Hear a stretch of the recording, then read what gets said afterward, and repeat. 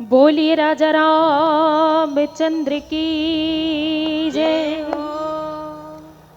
धरती है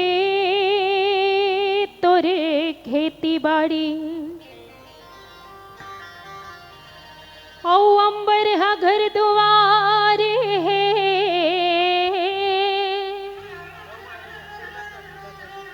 औ तोरे फसल के ये दुनिया माँ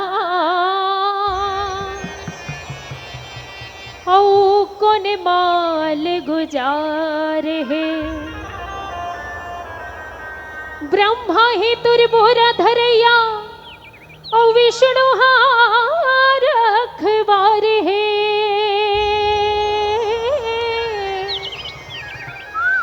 और तोरे फसल के ये लुवैया शंकर ठेकादार है।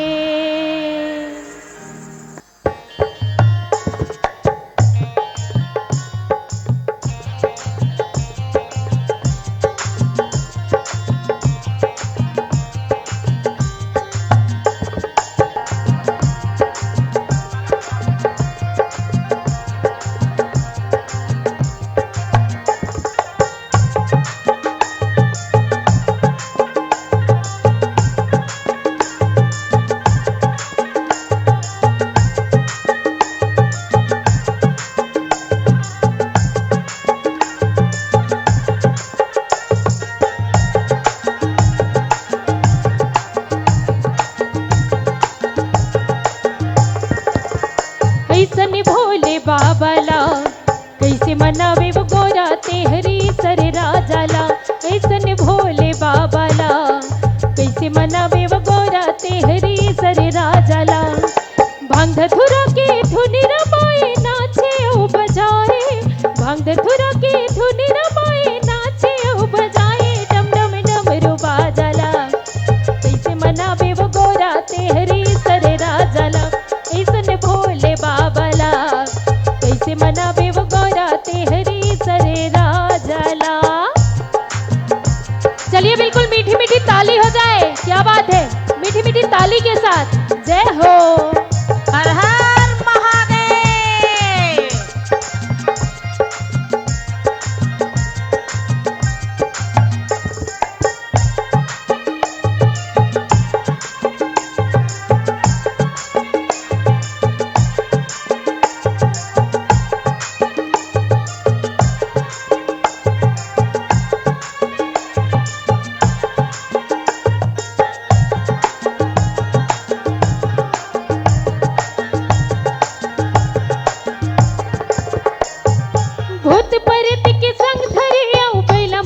सवारी वो दीदी बैला मकर सवारी।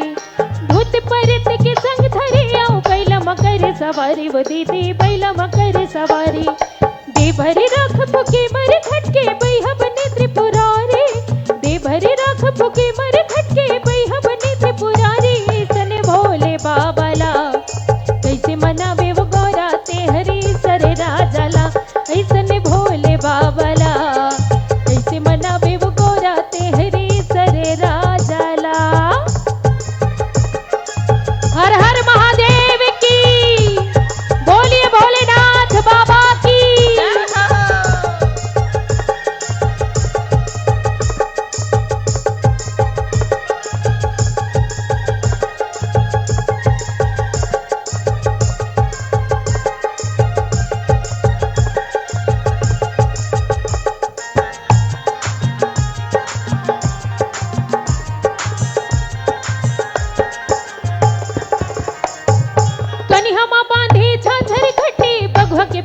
छाला वो दीदी बघवा के पैरे छाला।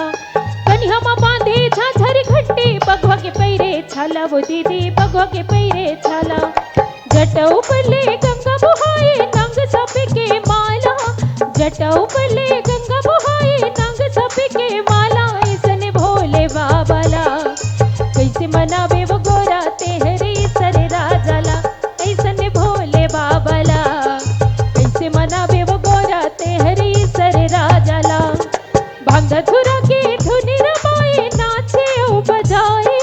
भांग धतुरा के धुन रमाए नाचे ओ बजाए। डम डम डम भैरो बाजा